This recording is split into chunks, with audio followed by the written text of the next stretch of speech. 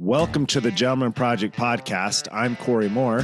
And I'm Kirk Chugg. Thanks for joining us today. Today we have a friend of mine, Dave Crenshaw, on the program.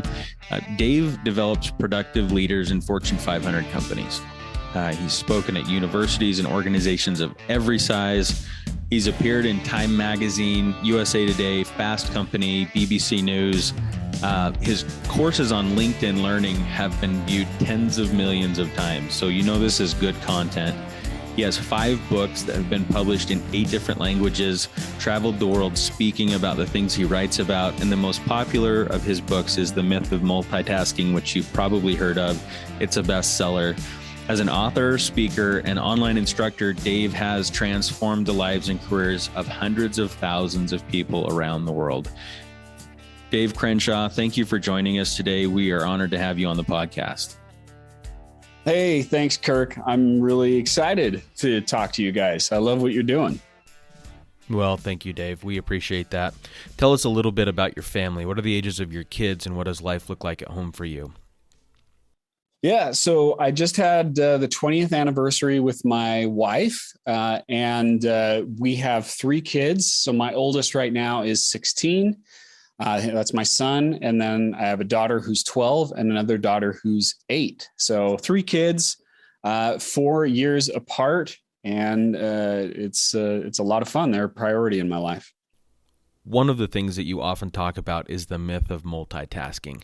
Tell us about how you got involved in speaking on that subject, and then tell us how you have translated some of the things that you've learned in business as it relates to multitasking into how you parent. Yeah. So my background with it is really interesting.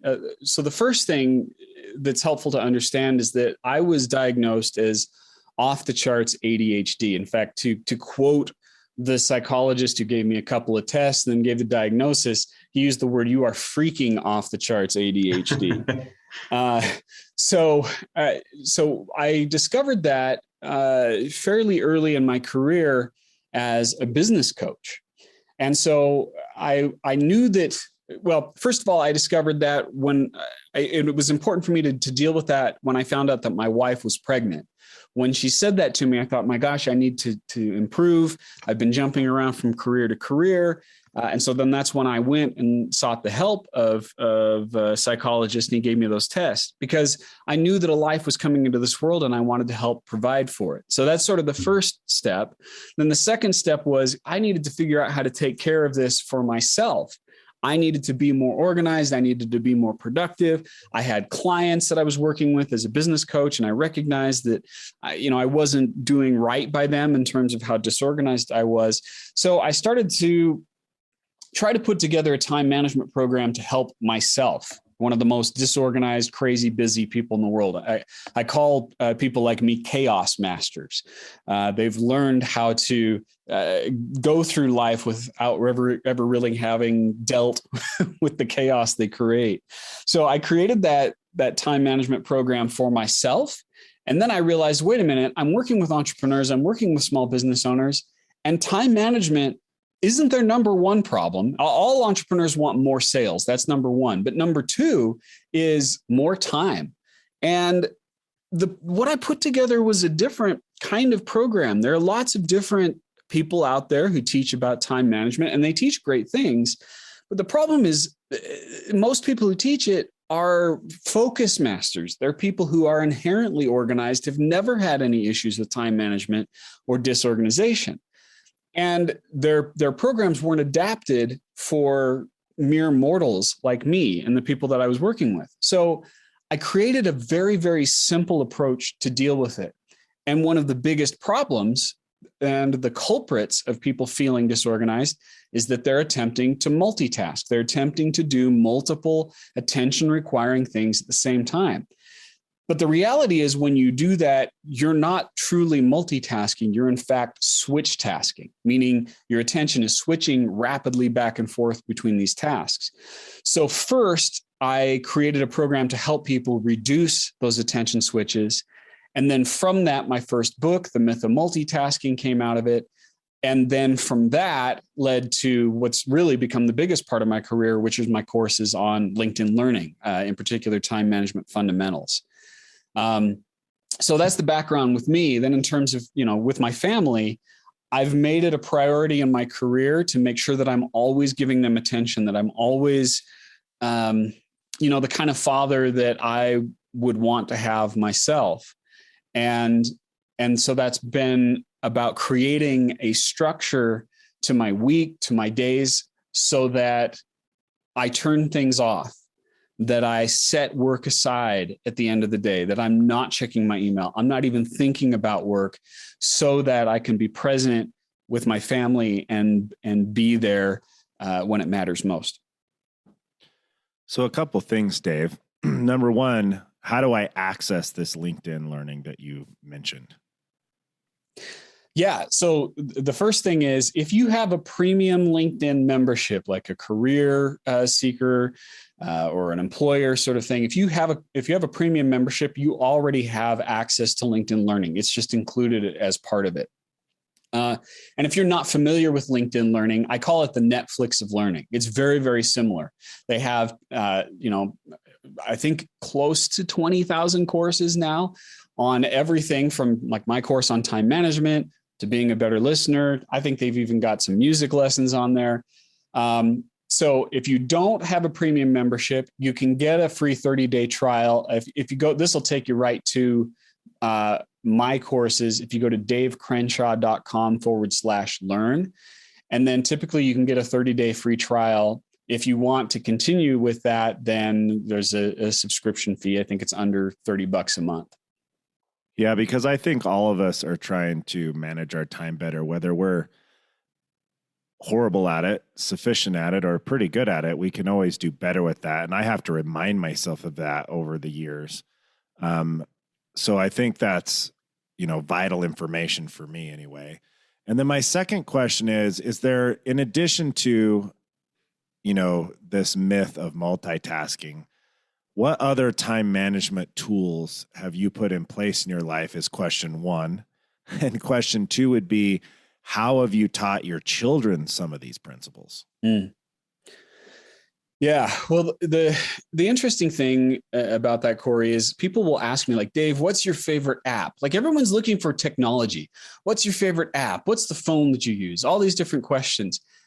But that's not how you take control of your time. Those tools can be helpful, but honestly, the most powerful app that everyone has and isn't using properly is the calendar.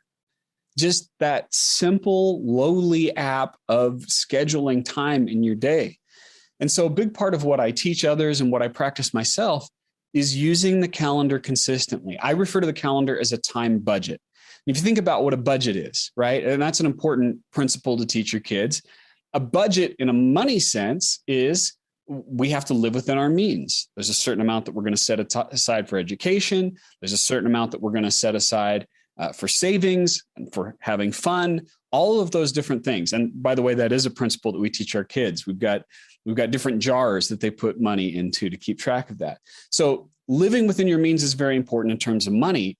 The same is true with time. Most people, for some reason, have picked up the idea through the years that they need to spend every single minute that they have. They need to pack their day full. But in a world that's filled with interruptions and is addicted to the myth of multitasking, that's setting yourself up for failure. That's just the same as living life on the edge of your financial means. I've heard it said that happiness comes from spending $1 less than what you have, and misery comes from spending $1 more than what you have. The same is true with time. Happiness comes from spending 5 minutes less than what you have, and misery comes from attempting to spend 5 minutes more than what you have. So just starting with that and leaving buffer in your schedule and planning things out and not trying to pack your day full is so critical. And then in terms of teaching our kids that's part of what we do. In fact, one of the problems right now that teens in particular are having is this feeling of stress and feeling overwhelmed. And part of that is that either they're doing it to themselves or we as parents are perpetuating it.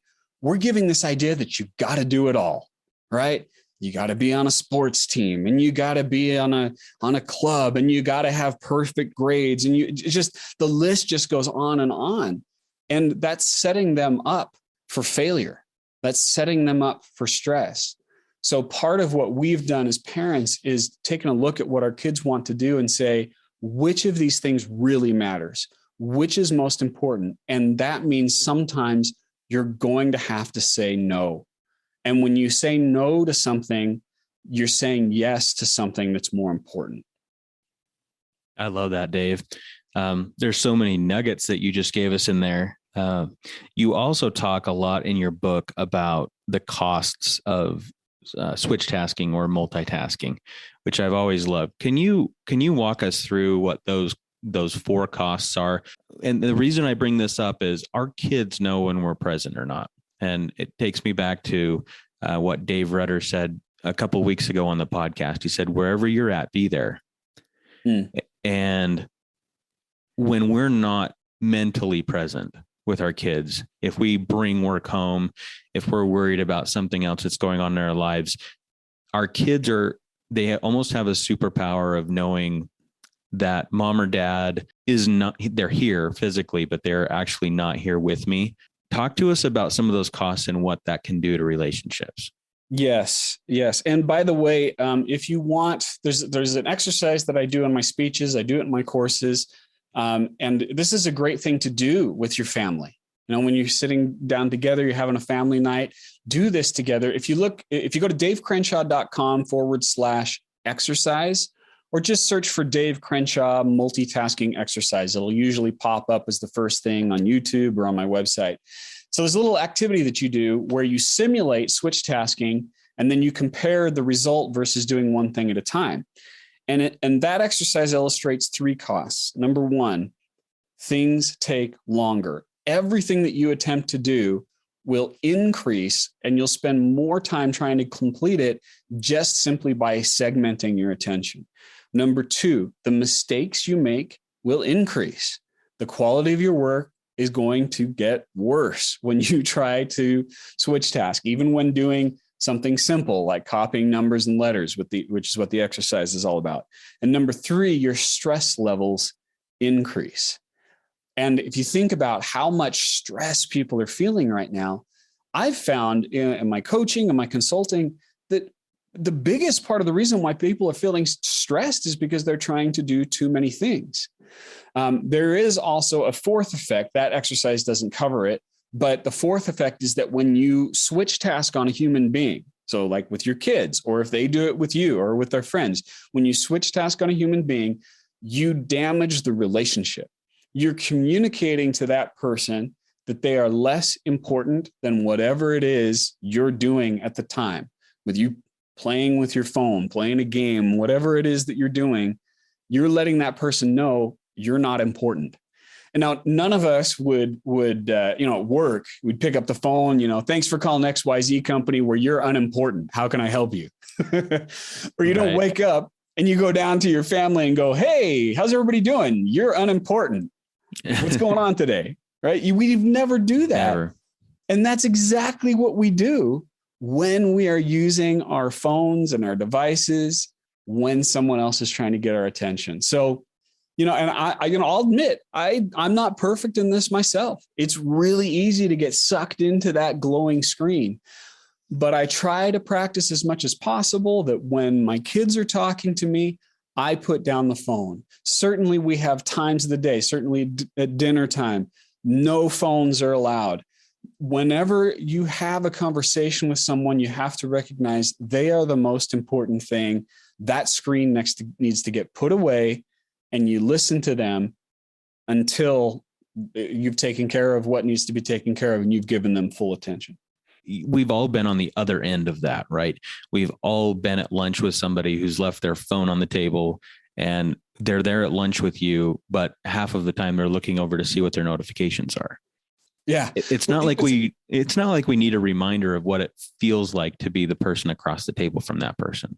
Yeah. And it's interesting. There was a study done, and I apologize for not knowing the source at the moment, but they did a study where people were just talking to each other and they had the phone sitting on the table, unused. Just the presence of the phone decreased the trust that the two people felt toward each other, even if no one was looking at it. Interesting. So Dave, looking back on your time so far as a father, looking inward, what are some things where you say, oh man, I wish I would have done this a little different, or I wish I would have handled this situation different? Sometimes the best things that we come up with are things where we are introspective and say, man, I wish I would have done this a little different. Anything like that you'd want to share with the listeners?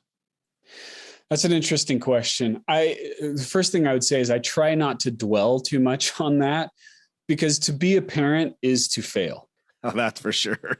Yeah, it is. Yet we are all learning in the process. And so part of what I've had to do in general is to not judge myself today based on what I did with limited knowledge in the past. I love that. Yeah. Yeah. I didn't know at the time. For instance, I didn't know that my son deals with anxiety later on in his life. That didn't come out until, just a couple of years ago. And in hindsight, I look at it and go, you know what? I should have used a softer voice. I should have been more patient with him when he was doing whatever it was when he was young that made me upset. And so I look back and I would say, I shouldn't have done that. But yet I wasn't aware that he had a sensitivity that was stronger at the time. So I try to do it now. And, so I think about those moments like that. But again, I think also you have to, just as your children are learning and growing, you have to say to yourself, it's okay to learn and grow as well. Yeah, we've talked about that. Just extending yourself the same grace that you would extend others. Right. Yeah. I think that's a powerful principle. There's a certain level of grace that we have to give ourselves so that we don't get too down on ourselves, because that then impacts our ability to improve, because we're too worried about living in the past of what mistakes we've made. So extend yourself some of that grace. Dave, one of the things that I have most admired about you is the family culture that you have created. And so I want to ask you some personal questions about how you do family time. You call it an oasis. And if you send Dave Crenshaw an email in December, you'll get an automatic reply. And what does it say? It says I'm on Oasis through the month of December. And unless it's an emergency, it's going to wait until January or possibly not get a reply. Same thing in July too, by the way. Right. And so I've always actually admired this about Dave, because it shows me where, as a man, his priorities lie. He obviously takes his career and his profession very seriously, is very successful, but at the same time, he's managed to take 2 months out of the year to spend off with his family, which for a lot of people, I think probably sounds like a pipe dream. So talk to the people who maybe have that thought going through their head right now. How do you do that? How do you structure that? And what has that done for your family by creating that structured time away from work? Well, I think the first thing, I'll answer the second part of that question first. What it's done for my family and what it's done for myself is it's helped them know that spending time with them, being with them is a priority. It's not the top priority, because the top priority is the time that I spend with my wife. But when it comes to my kids, it's the second highest priority, right? That I spend time with them. And so they know that, and they can count on it. Now, to those who would say that it's a pipe dream to take 2 months out of the year, I would probably agree with them. If you haven't been in the habit of taking weekends off, or if you haven't been in the habit of stopping work at a particular time each day, it's not realistic to go from working late hours and working long hours to taking 2 months off a year and working essentially 20 hours a week, which is where I'm at right now. Before we can talk about the oasis, we first have to establish the finish line. And the finish line is a time within your day, within your week. And you say, this is the line I will not cross. A lot of people pride themselves, they pride their work ethic on their ability to work as long as it takes to get the job done, right? I'm going to work long hours. I'm going to be committed to it. Yeah. But when you do that, you're actually perpetuating sloppy productivity. You're making work harder for yourself simply because you're allowing it to occur. So let's say, for example, I'm talking to a client and they've been staying up till 9 o'clock every night to work hard.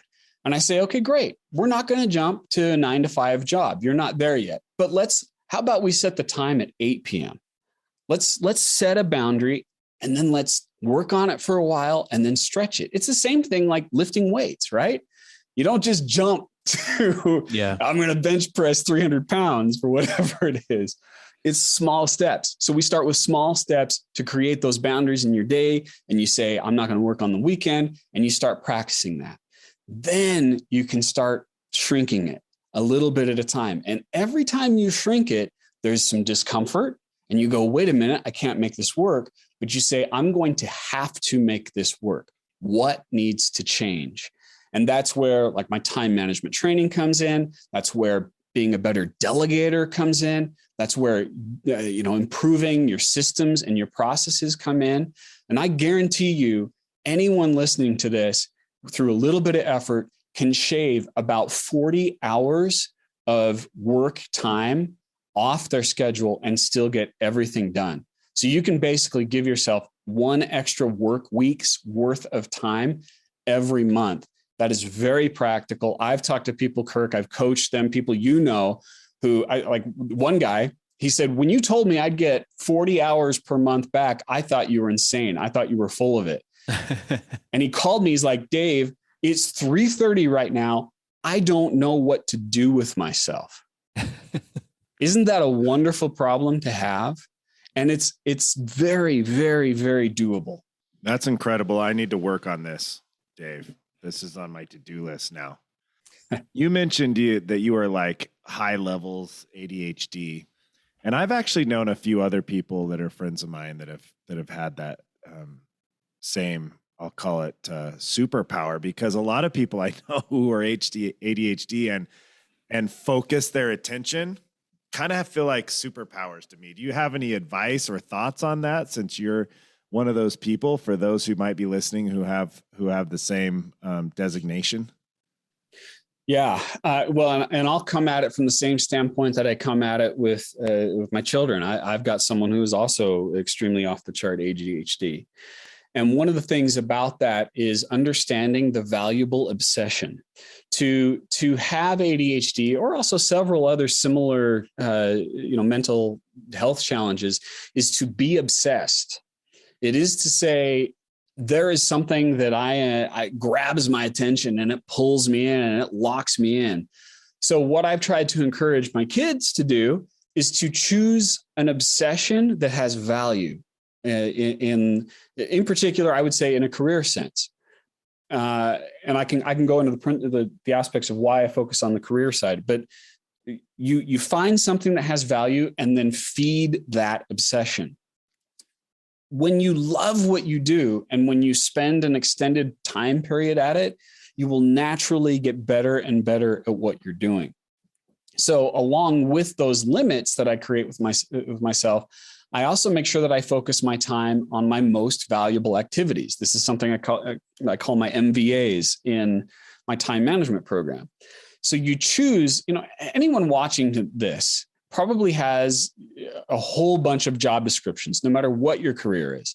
And if you're someone trying to, hustle a side job, or you're an entrepreneur, you've probably got 20 or 30 different job descriptions.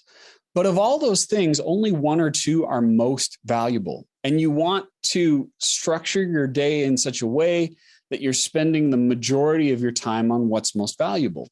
Unfortunately, most people that I coach before I start working with them, they're spending most of their time on what is least valuable. They're LVAs, and it's easy to do that. The reason why it's easy to do it, low value tasks are low value because anyone can or will do them. So instead, choose the things that are interesting and exciting and difficult. Just one concept about that too, and I've tried to help my kids with this, is what comes easy to you probably doesn't come easy to other people. And yet our human nature, our tendency is to say, well, if it's easy for me, it must be easy for everyone else. And we discount the things that are easy rather than leaning into them and saying, that is what I should be doing most of. Like Kirk and I have gotten to know each other, with what you do with my clothes. You make all my vests that I'm quasi famous for. I don't know if it's quasi, it's super famous. Well, either way, the credit goes to you. And I know that for you, doing things with men's fashion like that, that's easy for you because you love it, because you're gifted at it. And so you've leaned into that and created a career for that. So anyone watching this or anyone with kids watching this, I would say maybe not discount what is easy. Maybe just do more of it. Dave, one of the things that we have not delved too deep into on the podcast yet is mental health. It's been brought up kind of on the periphery. We've spoken about some addiction things. A little while ago, you kind of went public, for lack of a better word, with some of the things that you've dealt with. And I remember the response that garnered from people who know you. And number one, I gained more respect for you because of your vulnerability in talking about it. And I remember you came out and talked about some of the things that you struggle with and that you deal with. And the response that garnered from people that I saw just on social media was jaw-dropping. The number of people who suffer from things quietly and don't ask for help. Would you mind talking to us about that journey and how you have managed some of those mental health issues? Yeah, I'd be glad to. So the interesting thing about me is, I've talked about ADHD, and that's usually what I talk about the most, and that is valid. But over time, I've started to learn that I deal with severe depression and anxiety as well. Part of that is it's just the genetic cocktail. It's the hand that I was dealt. I have parents who dealt with multiple mental health issues. There's family history of it. And so for me, for example, and this is probably mostly what you're referring to, and I've talked about this several times, suicidal thoughts are a regular, what's the word? They're there. They're a companion in my life, and they will always be there. And so I've had to learn, I talk a lot about systems. I'm a big systems guy, time management systems. I've learned a lot of systems for how to deal with that and how to prevent it. And these are things also that I've, encouraged my kids to learn, and I encourage people to learn because it's a critical survival skill. We live in a world right now that's there's a lot of despair going on. And there are a lot of mental health issues going on. And there are ways to approach it that are more practical, I would say more medical, that are going to help you succeed. So if you want, I can go into some of the details of what I've learned from that. I think that would be very valuable, Dave. Thanks. So the first thing that I do is I draw the comparison in the body. And by the way, I'm not a doctor.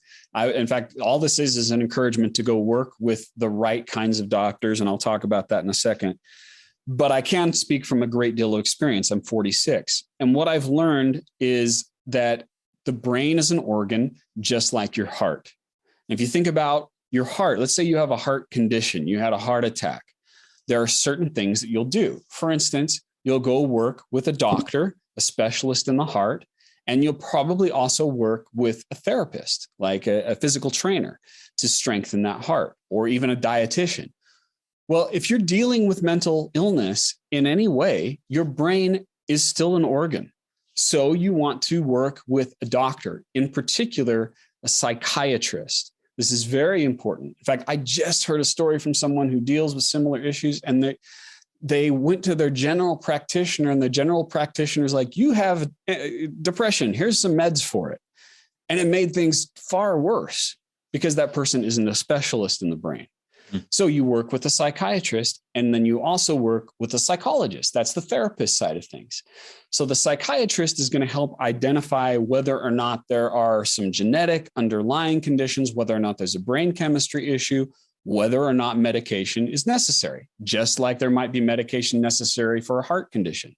And then you work with the therapist, the psychologist, to learn new skills, to practice better ways of thinking, especially if it's cognitive behavioral therapy, learning practices and getting reps on how to undo what you've learned through your life, either because your brain wasn't functioning properly or you grew up with a parent who had mental health issues. And so for a starting point, I find those, I think of them as twin pillars, the psychiatrist and the psychologist working together so that my brain functions in the most healthy way possible. And for me, that's been a big part of my survival skills. Now there's more to it, but I'll pause here to give you guys an opportunity to weigh in. I think that that's great. It helps me understand the role of those two doctors. And I know, or those two clinicians, I know that one of the hurdles for people is simply the asking for the help or admitting that they need to go ask for the help. Our audience is mainly men. We think that asking for help actually shows weakness, and we've been told to be strong our whole lives.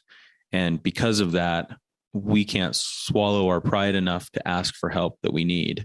And everybody else kind of gets a pass. But for men, it's hard to go in and ask for help, especially admitting that it's a mental health issue because it's something that you can't see. You're right. It is hard to go in and ask for help, which means by definition, it is strong to go do that. That takes strength to go get the help and to admit it. Just like it takes strength to say, you know what, I want to do a better job with my body, so I'm going to work with a physical trainer. Getting help is the hard thing to do, and it is what creates strength. And also, as a father, I've viewed it as my duty to my kids and to my wife, really, because my wife gets the brunt of it, right? Yeah. It's my duty to her to be as healthy as I possibly can, to take the medication that's necessary, to do the exercises that are necessary to meet with the doctor so that I am strong when I'm with her, so that I am strong for my kids. And also when I have kids, which I do, that deal with similar issues, I show them the path to walk. And we just went through, a pretty significant issue with one of our kids, and they came out on the other side of it much stronger and much more capable. But if I wasn't setting that example of someone who says, you know what, I'm not afraid of this. In fact, I embrace it. I embrace the help that I'm getting. They wouldn't have been able to walk that. And honestly, I, as a parent, wouldn't have known what path he needed to walk. But I know now because I walk it every day. That's such a valuable thing, a valuable skill to have as we become parents and realize that our kids may go through those same things, and to be able to walk them through that. That's a blessing for your kids, I'm sure. Yeah. I think sometimes it's easier to tackle these things too when you think about helping someone else. I just talked with a friend who was talking about issues in his family, and he's like, I haven't really taken the time to learn about it. I said, okay, fine. If you don't want to learn about it for yourself, learn about it for your kids, because your kids are going to need this help. They need you to be educated and gain these skills. Yeah, I know a lot of people who are dealing with mental illness that are, for the most part, just brushing it under the rug. That's the biggest problem I see, is doing the opposite of what you're doing, Dave. And I like that idea that, hey, if you don't want to help yourself, at least love your kids enough to give them a heads up and figure it out for them. But that a lot of times it's brushed under the rug. I'm not sure how, and some of these people I'm pretty close to and I love a lot. And any advice you have on getting them to, take it serious and not brush it under the rug for years? Because ultimately, if you're not, as I've seen, that if you don't take care of it and you aren't proactive in some way, then it actually just gets worse and worse. Absolutely. It's funny. There's a weird principle. It's counterintuitive. And I know that probably some of your guests would disagree with it, but I have found that one of the keys to success, at least the people that I've coached, and for me, one of the keys to success is having a low tolerance for pain, which is the opposite often of what we're told as men, right? You got to tough it out. You got to gut it out. But let's think about that for a second.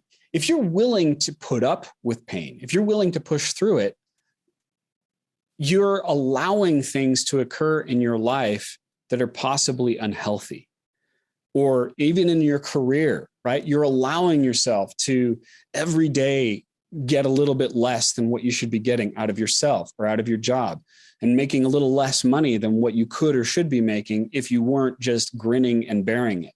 If you have a low tolerance for pain, the moment it starts to happen, the moment something goes wrong, you go, I've got to fix this. I don't want to deal with this. This is terrible. And so then it forces you to go, where's the solution? What systems do I need to learn? Who can help me with this? Who can I get on my team? Who can I put on my support team? And my whole career has been built on removing every little annoyance in my way and trying to make that pathway as smooth as possible. So at least for me, I know this doesn't work for everyone, but at least for me, not putting up with pain has led me to a great amount of success personally and professionally. Yeah, I think of that like a physical pain, when at some point when your knee hurts bad enough, or your hip, or if you actually break something, you don't really have a choice. You go fix it. And yet sometimes with other things in our lives, like mental illness, where you don't have maybe at first the physical pain, or putting off things. I mean, how often do we procrastinate when it would be easier to get certain things done? And you're right. I think it takes more willpower and more strength to just take care of it and to figure it out. It's actually the easy path to brush it under the rug, not the strong path.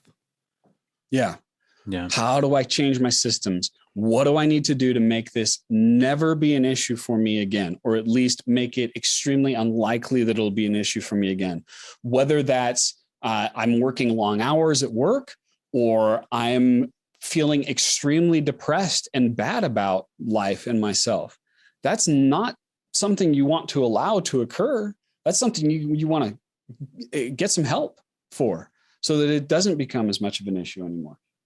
Well, Dave, your insights today have been very valuable to me. Thank you for talking about mental health challenges. I know that there's still a stigma around that, and the more we talk about it, the less stigma there is. So thank you for being a leader out front on that, and opening yourself up and being vulnerable enough to talk about the challenges that you've dealt with. It's a blessing in your children's lives, I'm sure, and a blessing in anybody who is dealing with those types of issues. Follow this example, be strong, ask for help. So don't let that ever get the best of you. Dave, I just wanted to say thanks for doing that for us today on the podcast. I could probably sit and listen to Dave Crenshaw for hours and hours, talk about productivity and how to do things in a better way. If you want to do that, it's possible. You can find him on LinkedIn Learning. I believe, Dave, and correct me if I'm wrong, you were 2020 top LinkedIn Learning contributor, right? Yeah, number 1 course for 2020 and number 10 course for 2021. That's incredible, because there's a lot of content out there on LinkedIn Learning, an amazing competition to have the number 1 course in 2020. So if you want more Dave Crenshaw in your life, that's available. Find him, davecrenshaw.com, right? Yep, davecrenshaw.com. And on LinkedIn, just search for Dave Crenshaw. Okay. So Dave, we always end the podcast by asking the same question. And so we're going to give you the opportunity to answer the question. What do you think it means to be a gentleman? I think it means to be, first of all, someone who keeps their word, someone who does what they say they will do by the time that they said they will do it. And then to do that with consideration of others, while valuing others and trying to build them up. Thank you, Dave. It's a nice answer. One that I hope that we can teach all of our kids and pass that on to the next generation. What a valuable lesson that would be, and what a change we'd see in our world if everybody did what they said they were going to do when they said they were going to do it. So thanks for sharing that, Dave. Oh, you're welcome. Thanks for having me on. I just want to say, Dave Crenshaw, you're awesome. Thanks for being on the podcast with us. I'm excited to re-engage with your content because it has helped my life in the past. And I've really incorporated some of the things you've taught into my life. So, man, if you want more time, you want to be more productive, get with Dave Crenshaw and engage in his content. He's the man. Well, thank you. Thanks. Thank you, everyone, for joining us today on the Gentleman Project podcast. If you've liked this content and this is your first time joining us, make sure to hop over and subscribe to the podcast. Drop us a review. That sure helps, and we won't turn away any help. That helps more people find our podcast and engage in the content. We hope that the content is valuable for you and that you use it to make life at home and at work better. Thanks for joining us. I'm Kirk Chugg. And I'm Cory Moore. Be a gentleman.